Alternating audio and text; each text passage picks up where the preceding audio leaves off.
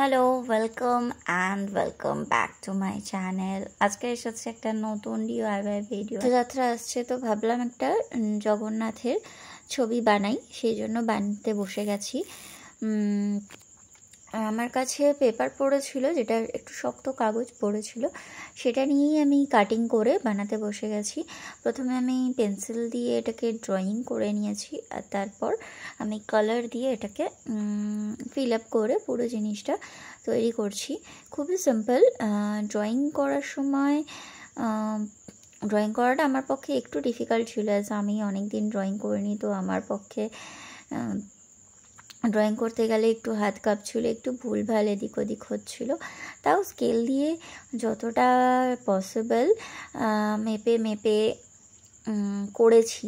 যারা আমার মতো নতুন ড্রয়িং করছো বা করতে চাও, তারা স্কেলের সাহায্যে অ্যালাইনমেন্ট কেটে দাগ কেটে তোমরা করতে পারো। তো যেরকম কালার থাকে জগন্নাথের, সেই রকমই আমি একটা কালার করেছি। আর সত্যি কথা বলতে আমার এতটাও প্ল্যান ছিল না, কিন্তু আমি দেখছি সবাই এত বানাচ্ছে, আমি ভাবলাম আমিও কেন বানাবো না, তাই আমি এটা বানিয়ে ফেললাম। আর আমার এটা হচ্ছে একটা ছোট হ্যাঙ্গিং টাইপের আমি বানিয়েছি, কিছু জিনিসপত্র তাতে অ্যাড করেছি। তোমরাও বাড়িতে যারা বাচ্চারা আছো, তারা এই জিনিসগুলোকে বানাতে পারো অবশ্যই। বাচ্চা কেন, যে কোনো বড় কেউই বানাতে পারো।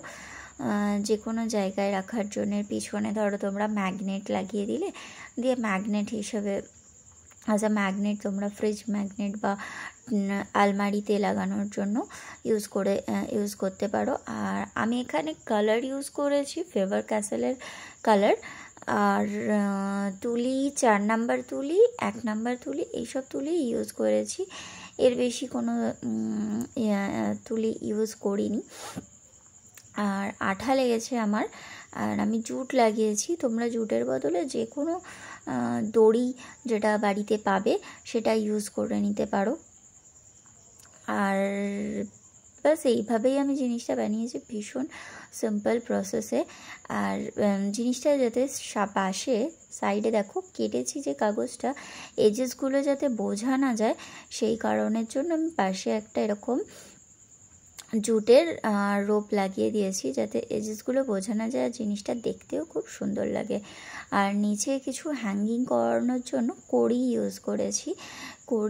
এগুলো প্লাস্টিকের কড়ি হয়, অ্যাকচুয়াল যে কড়ি হয় সেই কড়িগুলো আমি ইউজ করিনি। এগুলো প্লাস্টিক কড়ি আমি ইউজ করেছি, ফার্স্ট টাইম ইউজ করলাম এই প্লাস্টিকের কড়িগুলোকে।